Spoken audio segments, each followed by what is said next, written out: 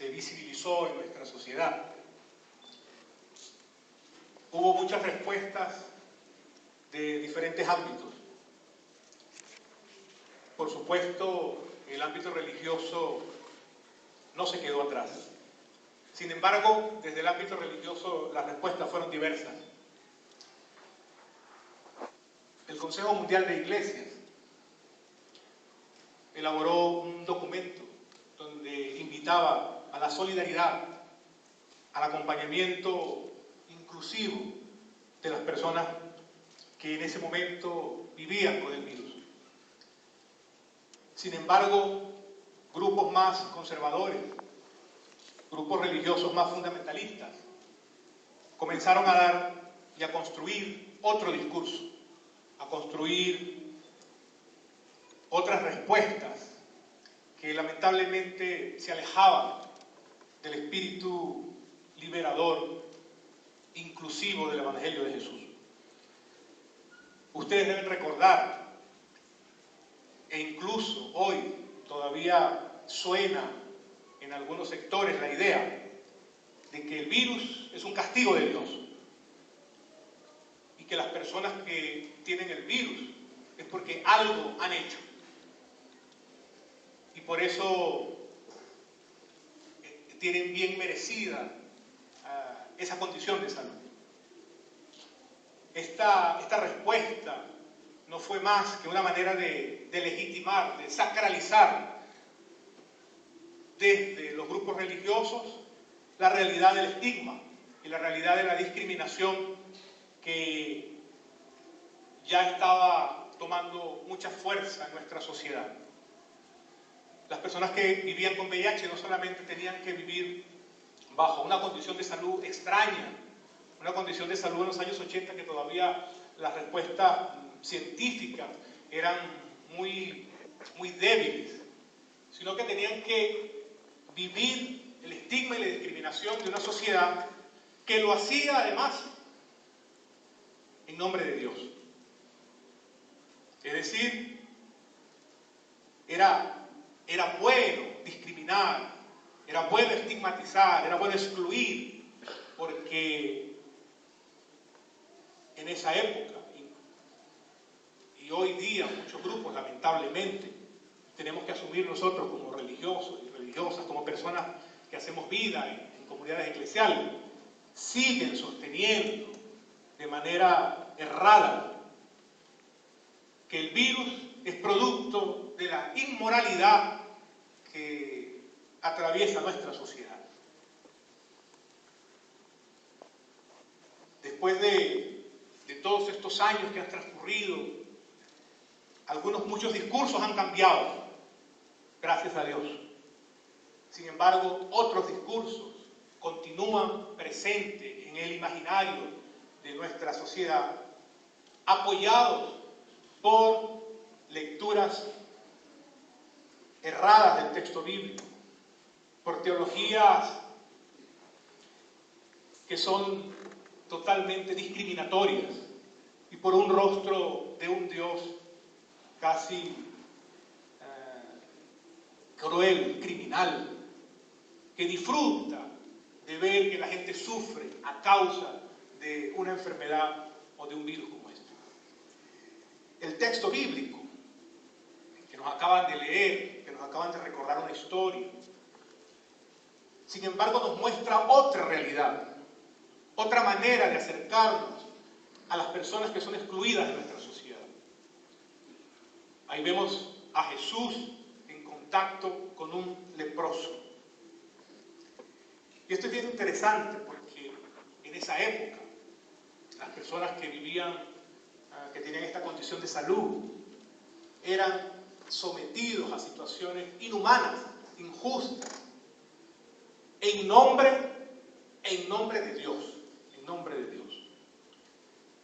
Una persona que sufría de lepra tenía que salir de la comunidad, tenía que irse fuera de la comunidad, porque ya no podía convivir dentro de su núcleo familiar y menos en su comunidad. Además de eso, las personas decían, los religiosos de la época, los líderes de la época, los que hablaban en nombre de Dios, decían que los leprosos tenían esa enfermedad por causa de Dios, porque ellos eran unos pecadores y Dios los estaba castigando. Suena conocida esa respuesta, ¿no? Y además, los leprosos vivían condiciones de discriminación y estigma muy fuertes.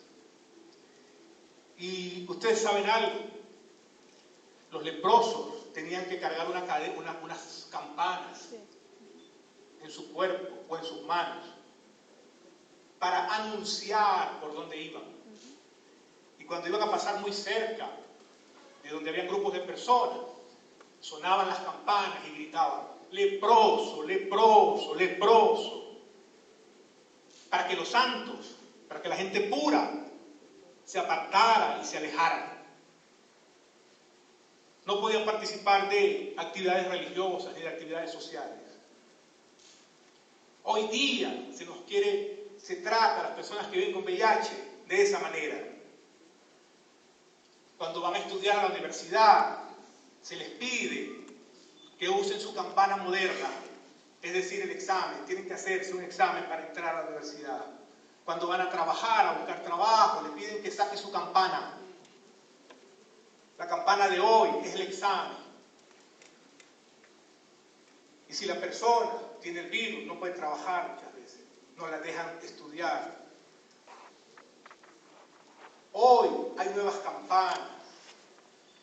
Y son campanas sacralizadas desde los grupos religiosos. Lo curioso es que Jesús actúa de una manera diferente. Nosotros decimos que somos cristianos. Eso significa que seguimos a Jesús. El texto dice que Jesús toca a este hombre. Esa parte es bonita, a mí me gusta.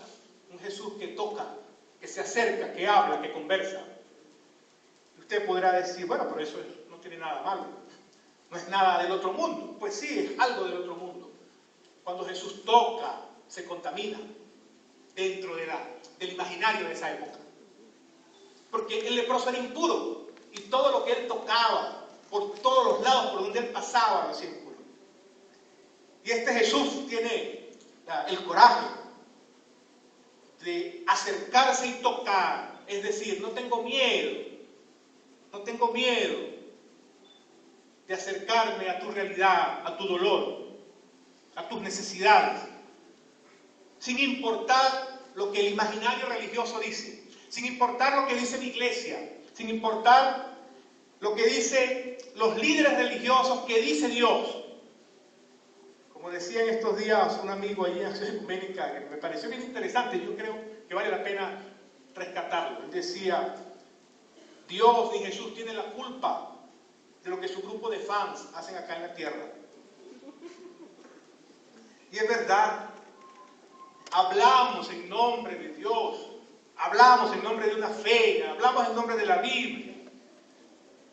Y muchas veces nuestras actitudes, nuestras prácticas, nuestra ética es excluyente, discriminatoria.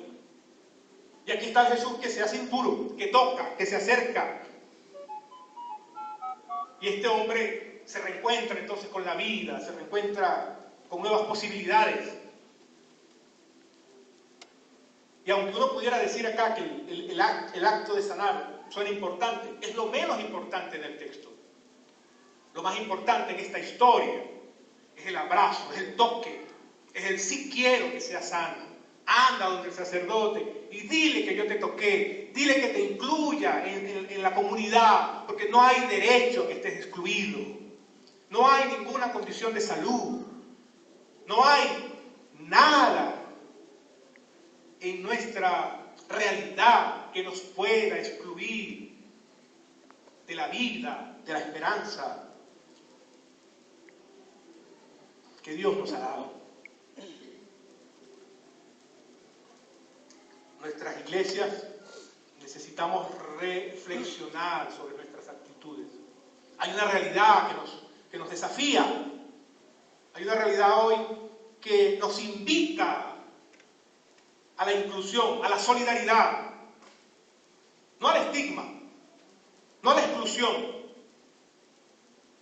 a la justicia, a los derechos humanos. Muchas personas que viven con VIH, cuando se encuentran con nosotros que nos decimos religiosos, sienten adversión, rechazo. Sienten rechazo por esta estola que tiene un símbolo. Sienten rechazo por esa Biblia. Sienten rechazo por el mismo Dios que nosotros decimos que representamos. Porque en nombre de Dios nosotros deshumanizamos nuestra sociedad.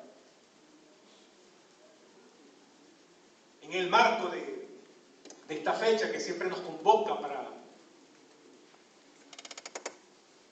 cuestionarlo, digo yo, es necesario no leer nuestra realidad a la luz de la Biblia ya. Creo que lo hemos hecho y lo hemos hecho muy mal.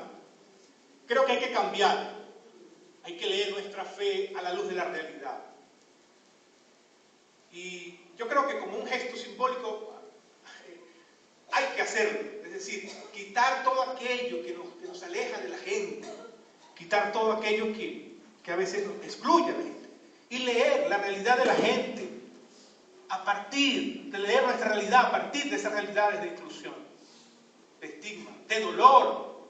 La gente que vive con VIH vive con dolor, con sufrimiento. No por la enfermedad, por nuestro trato. Por nuestro trato en nombre de Dios. Mientras nosotros cantamos en nuestras comunidades, mientras nosotros celebramos, leemos la Biblia, vivimos a veces de espalda a los gritos de la gente que anda por sus campanas diciendo hoy, leproso, leproso, leproso.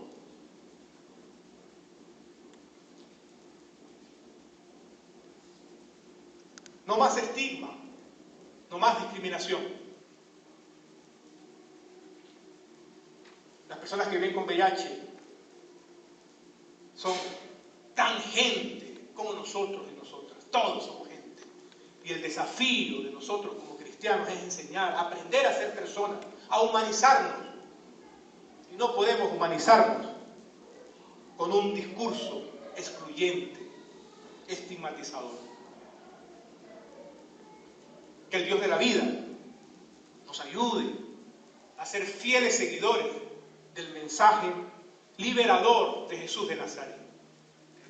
Y no usemos a Jesús como una excusa para evadir las realidades que hoy nos desafían.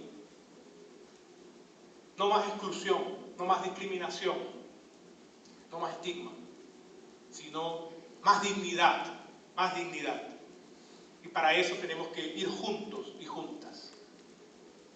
Si queremos ir rápido, bueno, vayamos solos, vayamos solas. Pero si queremos ir lejos, entonces vamos juntos, vamos juntas. Yo quisiera pedir perdón a las personas que están acá, que viven con VIH.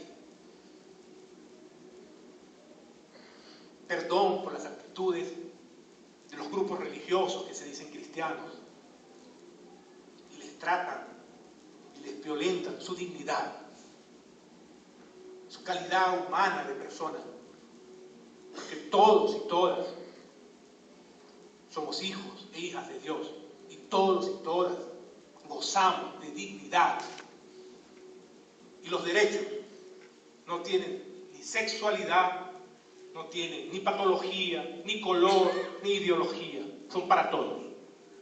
Que el Dios de la vida y de toda esperanza nos acompañe siempre.